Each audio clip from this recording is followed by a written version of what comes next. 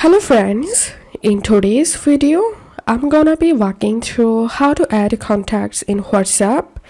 So open your WhatsApp and tap on this chats icon to the bottom right corner and tap on new contact and enter the contact name.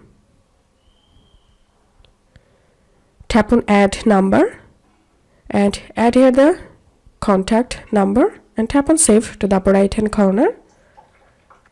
And this was the first method to add contact in WhatsApp, and the second method is you can use QR code to add new contact. To do that, click on this QR code icon next to new contact,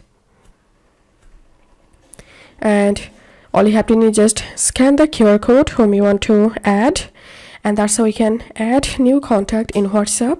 If this video helped you, give a thumbs up and please consider subscribe to 5 Minute Solution.